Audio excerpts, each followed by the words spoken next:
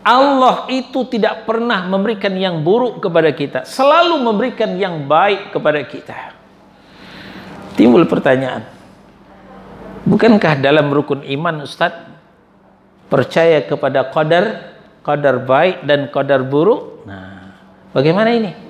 Alhamdulillahi Rabbil Alamin Ar-Rahmanir Rahim. Ikhwana fiddina azakumullah. Sampailah kita ke pasal yang ketiga dari Kitab Tauhid, bab yang kedua, alam semesta dan fitrahnya dalam tunduk dan patuh kepada Allah. Halaman 35. Sesungguhnya alam semesta, mulai daripada langit dan bumi, langit dan isinya, mentari, rembulan, bintang gemintang, bumi dan isinya, haywani, nabati, insani, semuanya tunduk dan patuh kepada perintah kunyahnya. Penulis Fadilatul Syekh Shalih bin Fauzan Al-Fauzan menurunkan beberapa dalil dari ayat-ayat Allah.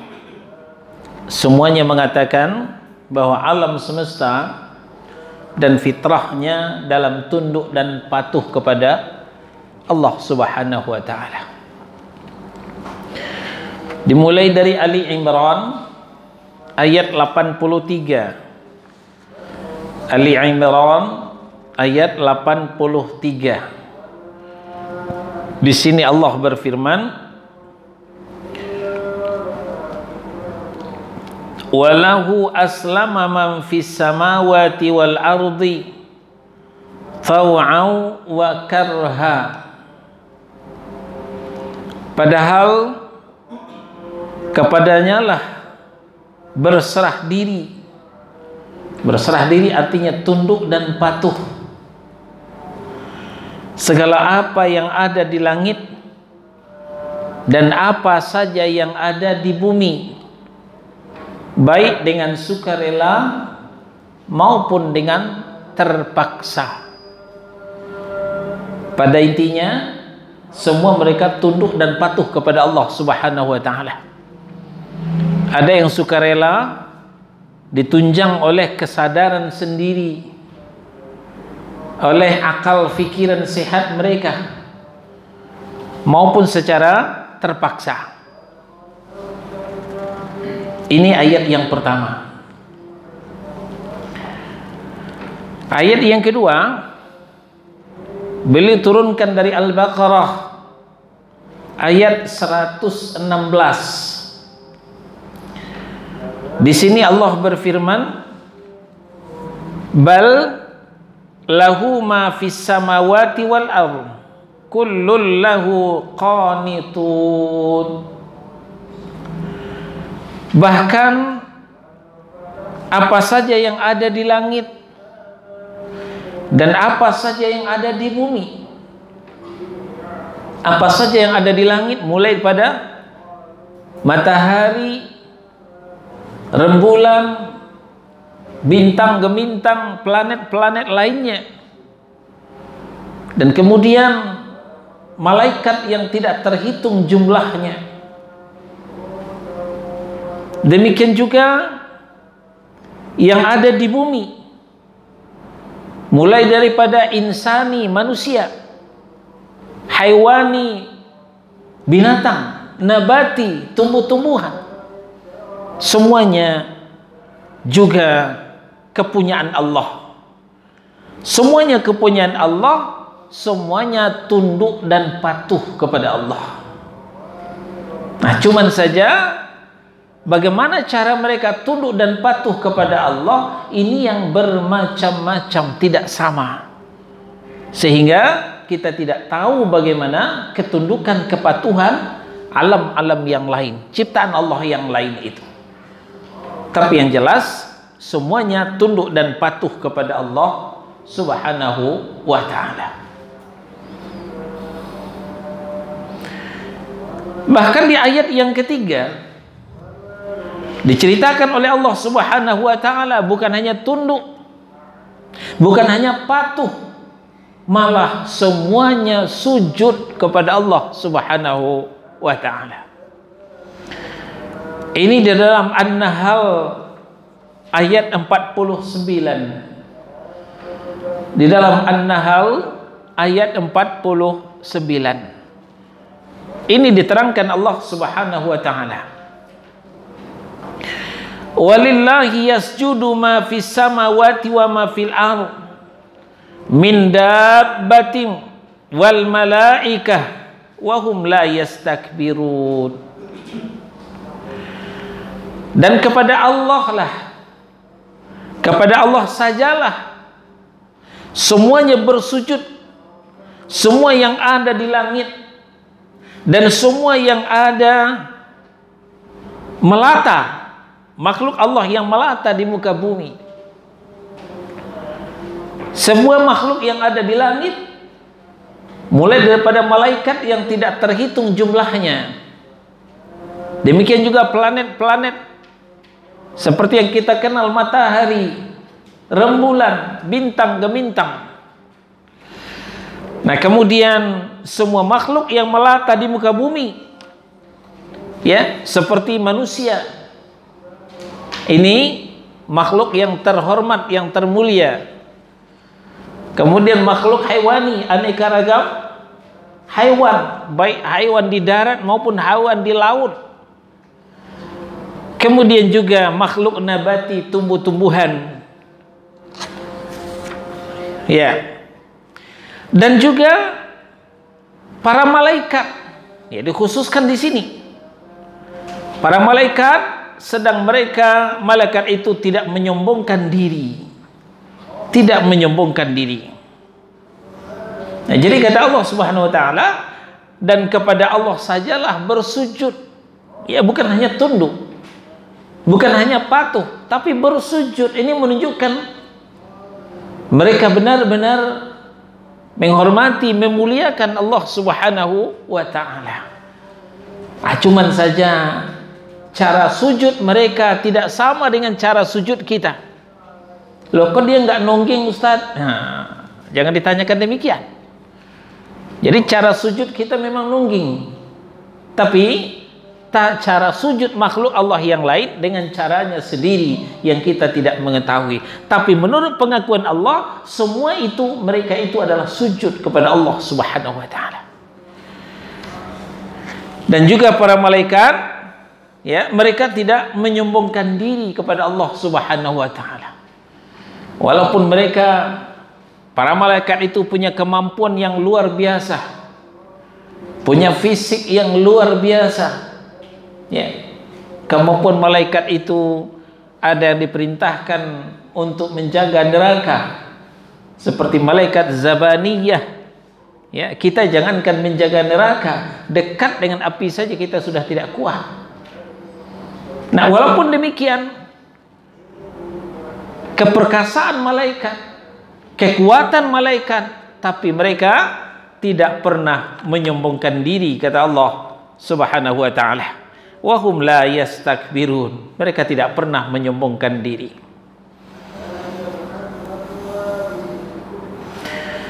Ayat yang keempat, penulis turunkan dari Al-Hajj ayat 18. Kita sekarang di halaman 36.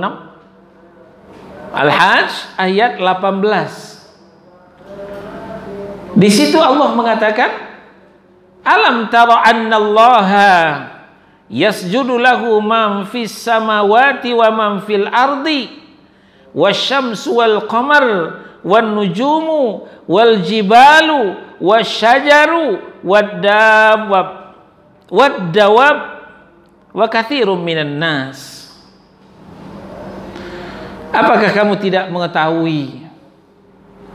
Apakah kamu tidak perhatikan bahwa kepada Allah lah bersujud apa saja yang ada di langit dan apa saja di bumi? Ini ayat ini diulang-ulang oleh Allah.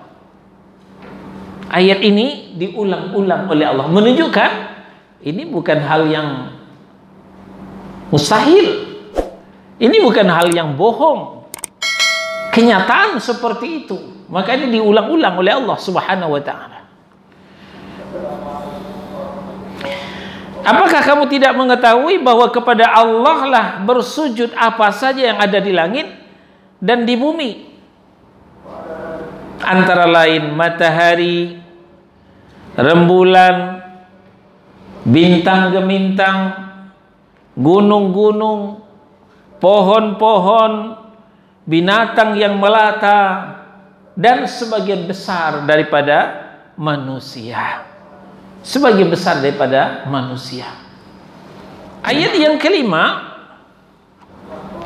penulis turunkan dari Ar-Ra'd ayat 15. Ar-Ra'd ayat 15. Ini sama juga redaksinya dengan yang sebelumnya, cuman berbeda surah, berbeda ayat saja.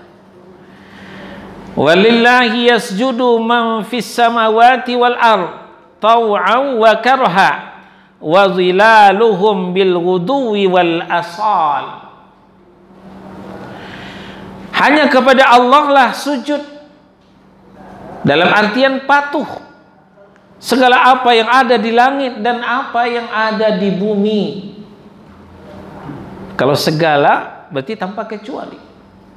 Semua yang ada di langit dan semua yang ada di bumi tanpa kecuali. Baik dengan kemauan sendiri, ya, dengan kesadaran sendiri. Tau'a itu adalah kesadaran sendiri. Tidak ada yang maksa. Tidak ada yang memaksa. Maupun secara terpaksa. Maupun secara terpaksa. Dan sujud pula bayang-bayangannya, baik di waktu pagi maupun di waktu petang. Masya Allah, bayang-bayangan ikut patuh dan taat. Nah, coba perhatikan di waktu duha, ya, umpamanya kita taruh sebuah benda seperti ini di waktu duha, waktu matahari masih di ufuk timur, maka bayangannya akan ada di sebelah barat. Bayangannya akan ada di sebelah barat. Tapi begitu matahari meninggi, kemudian tergelincir turun lagi, bayang-bayangan tadi di sebelah barat maka akan berpindah ke sebelah timur. Begitu cara mereka patuh, begitu cara mereka taat kepada Allah Subhanahu wa taala. Dan sejak dunia terkembang, sudah sama-sama kita buktikan, di waktu pagi tidak pernah bayang-bayang di sebelah timur, di waktu sore tidak pernah bayang-bayang di sebelah barat, nggak pernah lupa, nggak pernah lalai, nggak pernah lali aku, nggak ada itu. Ya, selalu disiplin. Begitu cara mereka tunduk dan patuh kepada Allah Subhanahu wa taala. Nah, jadi termasuk wazilaluhum, bayang-bayangan mereka juga tunduk dan patuh kepada Allah Subhanahu wa taala. Nah, dengan demikian, berdasarkan dalil-dalil yang diturunkan oleh penulis tadi, dapatlah kita simpulkan bahwa seluruh benda alam semesta ini tunduk dan patuh kepada Allah, tunduk dan patuh kepada kekuasaan Allah, berjalan menurut kehendak Allah, menurut perintah Allah, tidak pernah menyelisihi kehendak dan perintah Allah. Ya. Sudah berapa tahun kita hidup? Sudah berapa kali kita mengamati matahari? Selalu terbit setiap pagi, terbenam setiap petang, terus begitu, tiada hentinya, tidak mengenal libur, tidak mengenal cuti, apalagi harpitnas. Ya, ini bukti ketundukan, kepatuhan benda-benda langit yang diceritakan oleh Al-Quran tadi. Tidak satu pun makhluk yang mengingkarinya. Semua menjalankan tugas dan perannya masing-masing serta berjalan menurut aturan yang sangat sempurna. Ketika malam 13, 14 dan 15, ketika itu rembulan mengeluarkan cahayanya full secara utuh, bulan purnama, maka disebut jugalah hari-hari itu dengan Ayyaumul Bid, hari-hari putih, cahaya yang terang benderang. Terkenal dengan puasa 3 hari setiap bulan, puasa Ayyumul Bid, puasa sunnah. 3 hari lamanya bulan itu menunjukkan kesempurnaan dirinya. Nah, di luar yang 3 ini, baik di awal maupun sesudah, bulan itu tidak sempurna. Bulan itu tidak sempurna melihatkan tubuhnya, maka cahayanya juga berkurang. Maka dibantulah oleh bintang gemintang yang lain supaya alam ini tetap terang. Ya, begitu ketundukan kepatuhan mereka. Penciptanya sama sekali tidak memiliki sifat kurang, tidak mempunyai kelemahan, tidak mempunyai cacat. Itulah Allah Azza wa Jal, Allah Tabaraka wa Ta'ala, tempat mereka tunduk dan patuh itu. Nah, tentang kesempurnaan Allah Subhanahu wa Ta'ala sebagai tujuan kepatuhan dan ketundukan itu disampaikan pula oleh Allah dalam Al-Isra ayat 44. Tusabbihu lahu samawati sab'u wal ardu wa man fihin wa in min syai'in illa yusabbihu bihamdihi walakin la tafqahuna tasbihahum. Kalau tadi kita bicara ketundukan, kepatuhan, ada yang ditunjukkan dengan sujud. Nah, sekarang kepatuhan dan ketundukan itu ditunjukkan dengan bertasbih. Bertasbih. Kata Allah Subhanahu wa Ta'ala, langit yang 7, ya, langit ini 7 lapis. Ya, kalaulah kita diizinkan mentelusuri langit itu, begitu kita naik akan kita dapati langit dunia namanya. Langit dunia itu paling bawah. Setelah langit dunia baru langit pertama. Pertama, kedua, ketiga, keempat, kelima, keenam, dan ketujuh. 7 lapis langit. Langit yang 7, kata Allah Subhanahu wa Ta'ala, bumi dan semua yang ada di dalamnya bertasbih kepada Allah Subhanahu wa Ta'ala. Bertasbih, ya, mensucikan Allah Subhanahu wa Ta'ala. Dan tidak ada satupun melainkan bertasbih dengan memujinya. Akan tetapi kamu sekalian tidak mengerti tasbih mereka itu, kata Allah Subhanahu wa Ta'ala. Kalau kita gampang untuk mengetahui yang bertasbih, apalagi ditunjukkan ada dengan kalung saulinnya, wah, ini rajin bertasbih, subhanallah, subhanallah, subhanallah. Ya, walaupun Nabi menunjukkan dengan ruas jari sebelah kanan, tapi ternyata manusia tidak mencukupkan contoh dari Rasulullah. Lidahnya mengucapkan, laqad kana lakum fi rasulillahi uswatun hasanah. Sungguh telah ada untukmu pada diri Rasul itu contoh tauladan yang baik. Contoh Rasul bertasbih dengan ruas jari sebelah kanan.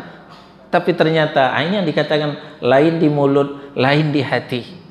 Mulutnya mengatakan contohnya adalah Rasulullah, tapi kenyataan dengan aplikasinya, realita kehidupannya sehari-hari, dia menghitung tasbih dengan biji-bijian, ya, dengan biji-bijian yang dirangkai dengan benang.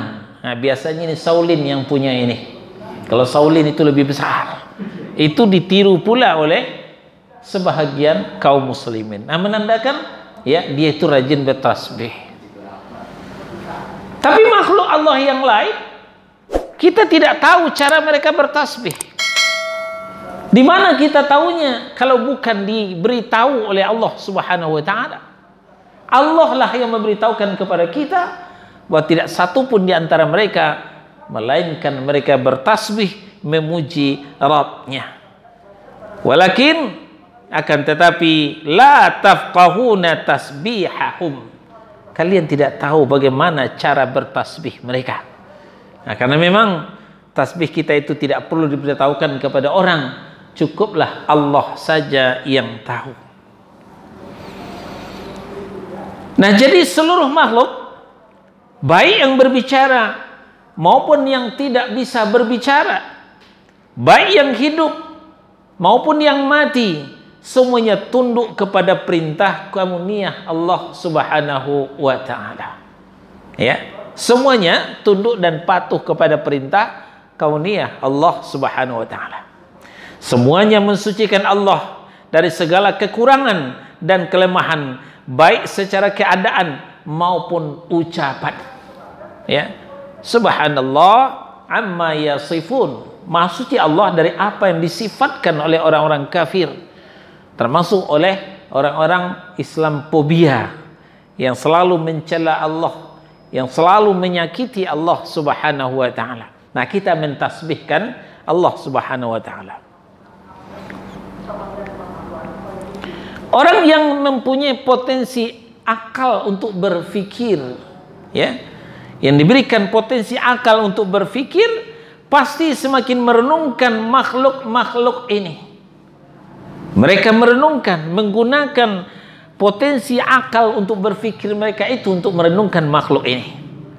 Maka semakin yakinlah dia bahwa itu semua diciptakan dengan hak dan untuk yang hak.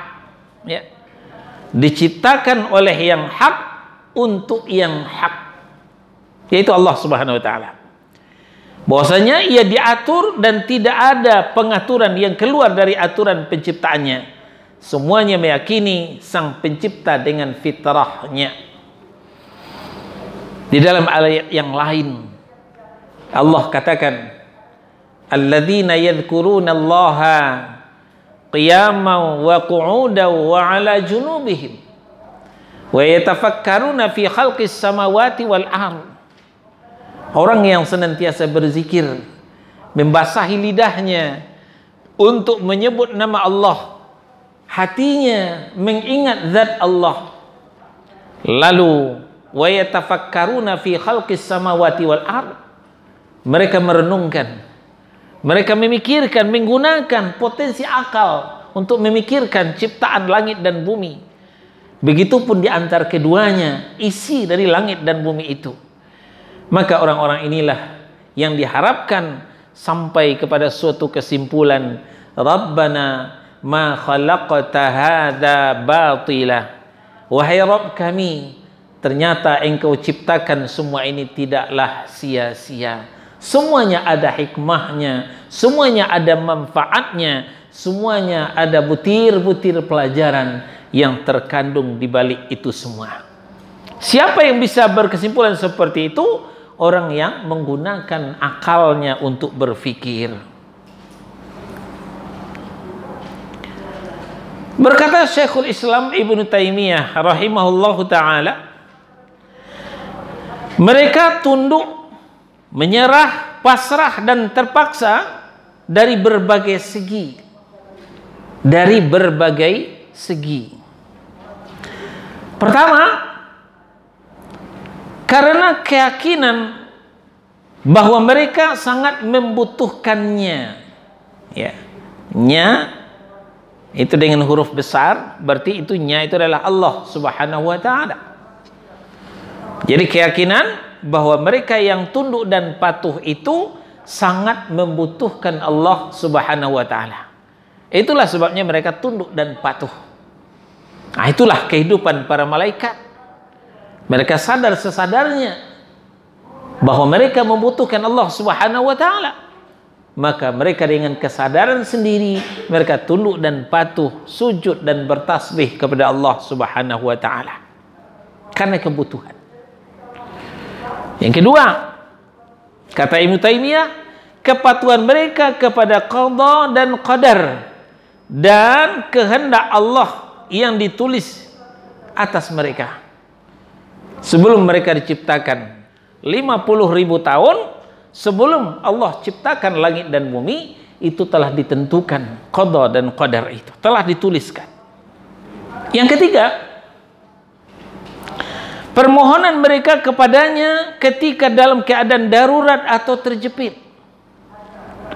Permohonan makhluk-makhluk itu yang tunduk, yang patuh, yang bertasbih, ya, yang memuji Allah, itu karena mereka memohon kepada Allah Subhanahu wa taala. Di keheningan malam mereka sujud, mereka tahajud di sajadah mereka. Lalu mereka mengadukan nasib mereka, mengadukan persoalan mereka kepada Allah Subhanahu wa taala. Baik persoalan pribadi, persoalan keluarga, persoalan masyarakat, persoalan bangsa dan negara, itu semua dikadukan kepada Allah Subhanahu wa taala ketika mereka sedang darurat, sedang terjepit, terhimpit oleh berbagai macam permasalahan yang mendera mereka. Seorang mukmin tunduk kepada perintah Allah secara ridha dan ikhlas. Nah, nanti kita akan sampai kepada syarat la ilaha illallah. Dari ketujuh syarat yang dirumuskan oleh para ulama, satu diantaranya adalah ikhlas. Ya, ini penting ikhlas. Ya, tanpa ada paksaan, tanpa mengharapkan dari makhluk, tapi betul-betul ikhlas mencari ridha Allah. Nah, itulah seorang mukmin tunduk kepada perintah Allah secara ridha dan ikhlas. Begitu pula ketika mendapatkan cobaan, ia sabar menerima cobaan itu. Jadi ia tunduk dan patuh dengan ridha dan ikhlas. Nah, ini kelebihan manusia daripada makhluk-makhluk Allah yang lain. Ketundukan dan kepatuhannya itu ditunjukkan dengan berbagai macam cara. Ketika mereka dihimpit masalah, ketika mereka dicoba, diuji, mereka tunduk dan patuh kepada Allah dengan sabar. Dengan sabar. Ketika mereka mendapatkan nikmat Allah, maka ketundukan dan kepatuhan itu ditunjukkan dengan bersyukur. Dengan bersyukur. Nah, begitupun ketika mereka gagal dalam mencapai sesuatu, gagal dalam menapak suatu kehidupan, suatu rencana, maka mereka ridho kepada Allah Subhanahu wa taala. Dan kesemuanya berujung dengan suatu kebajikan. Nah, inilah yang dikatakan Nabi sallallahu alaihi wasallam, ajaban li amril mu'minin. Ajaban li amril mu'min. Sungguh sangat menakjubkan urusan orang-orang yang beriman itu. Kenapa? Semua urusannya baik untuknya. Dan ini tidak pernah terjadi pada umat-umat sebelum mereka. Ketika mereka ditimpa kemudaratan, ditimpa musibah, bencana, ya, apa katanya, longsor, gunung meletus, gempa bumi, banjir bandang. Nah, sekarang COVID-19, corona, mereka bersabar. Mereka bersabar, itu baik untuknya, kata Nabi. Sebaliknya, ketika mereka ditimpa kenikmatan, mendapatkan rahmat dari Allah Subhanahu wa taala, lalu mereka bersyukur, itu juga baik untuknya, kata Nabi sallallahu alaihi wasallam. Jadi sebenarnya fenomena di dunia ini tergantung kepada kita menyikapi. Kesemua itu baik untuk kita, nggak ada yang tidak baik. Karena kita yakin Allah itu Ar-Rahman, Allah itu Ar-Rahim, Allah itu tidak mungkin memberikan yang buruk buat kita. Allah itu selalu memberikan yang baik kepada kita. Nah, ini sedikit kita menyimpang. Sekali lagi saya ulang. Allah itu tidak pernah memberikan yang buruk kepada kita, selalu memberikan yang baik kepada kita. Timbul pertanyaan, bukankah dalam rukun iman Ustaz percaya kepada qadar baik dan qadar buruk? Nah, bagaimana ini? Betul, Allah menakdirkan yang baik dan yang buruk. Tadi saya katakan, semua yang ditakdirkan Allah itu baik, tidak ada yang buruk. Lalu kenapa ada kadar baik dan kadar buruk? Buruk itu adalah dalam pandangan manusia. Karena manusia memandang yang baik itu kalau menguntungkan, kalau menyenangkan itu baik. Tapi kalau merugikan, menyusahkan, itu tidak baik, itu buruk. Itu pandangan manusia.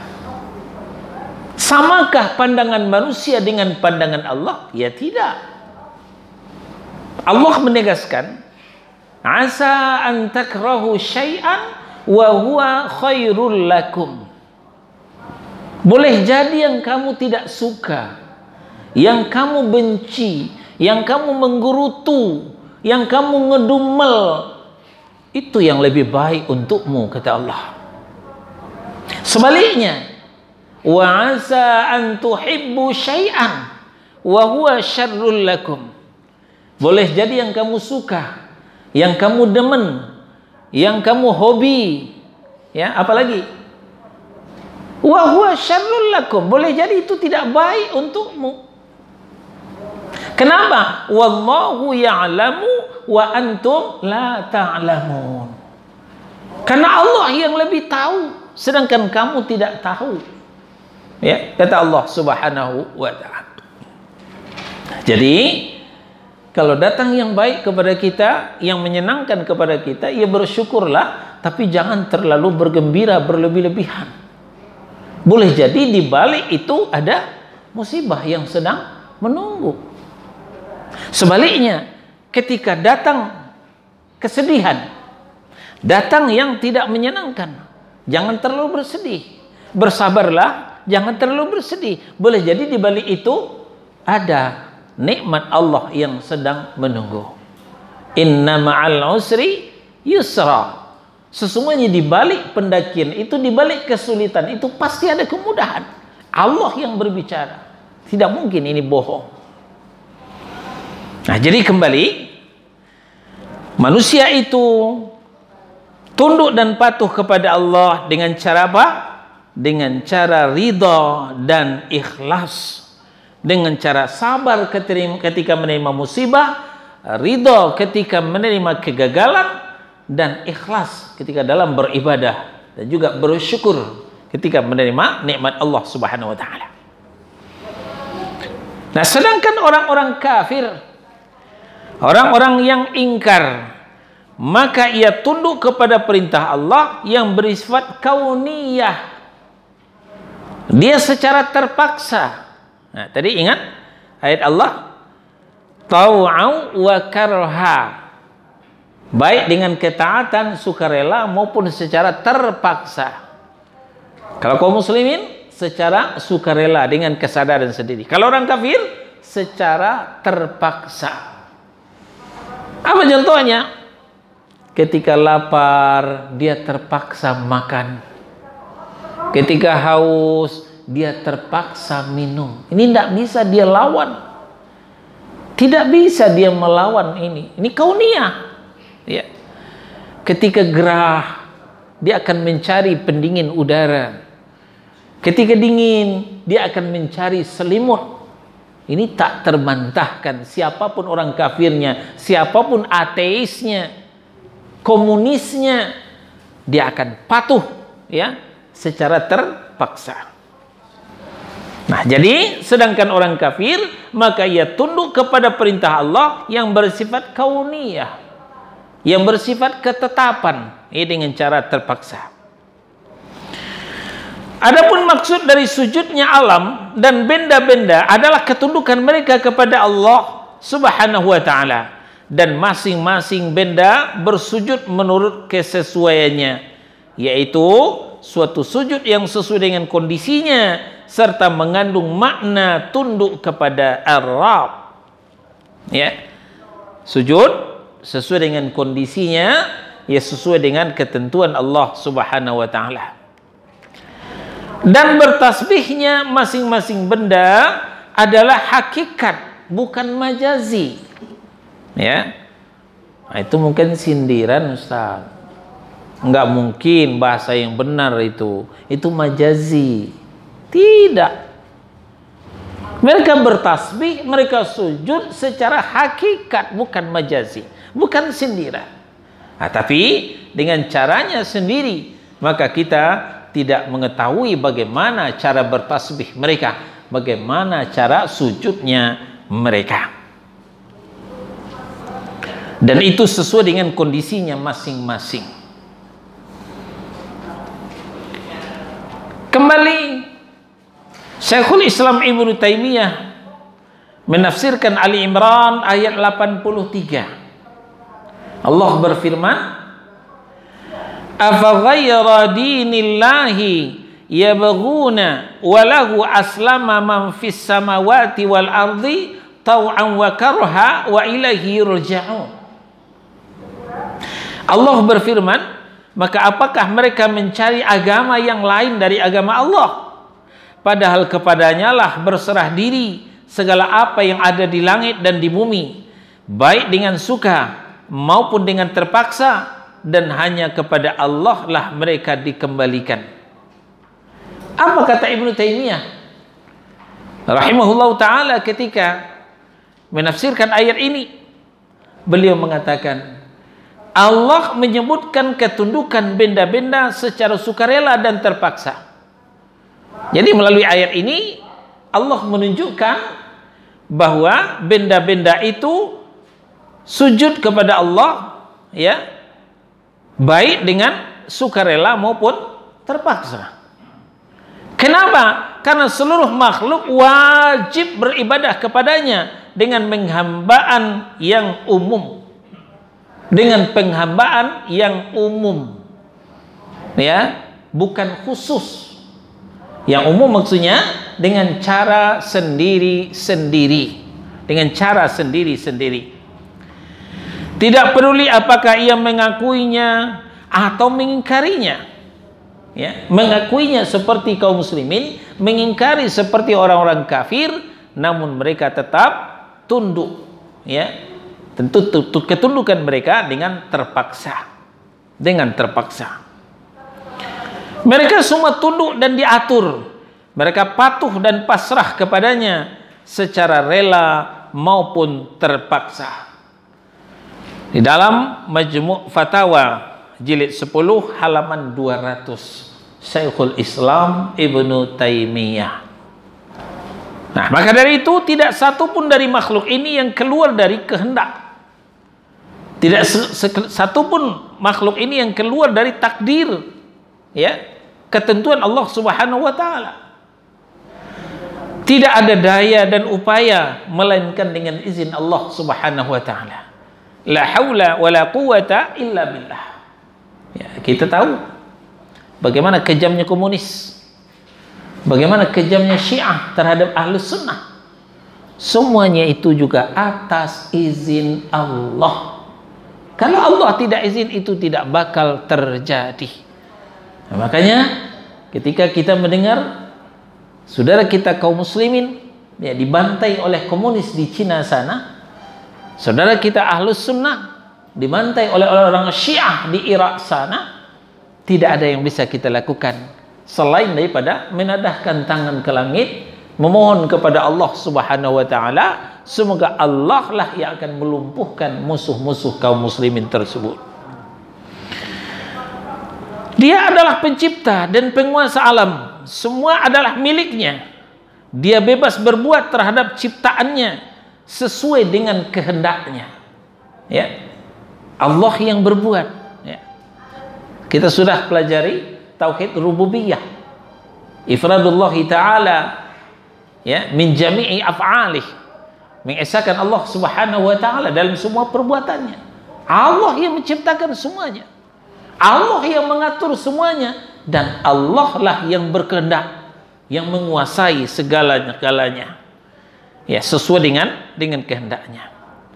Semua adalah ciptaannya, diatur, diciptakan, diberi fitrah. Nah, ini membutuhkan dan dikendalikannya, yaitu oleh Allah Subhanahu wa ta'ala. Dialah yang maha suci, dialah yang maha esa, dialah yang maha perkasa, dialah yang maha pencipta, dialah yang membuat dan membentuk segala sesuatu. Nah, itulah sebabnya kita tidak dibolehkan membentuk ya, terutama makhluk yang bernyawa. Kita tidak boleh membentuk, tidak boleh melukis, tidak boleh menggambar ya.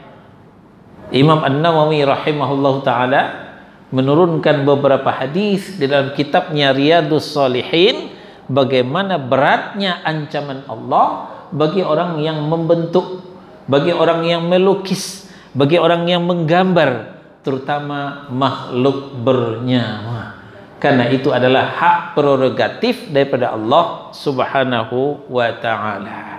Alhamdulillahi Rabbil Alamin, Ar-Rahmanir Rahim.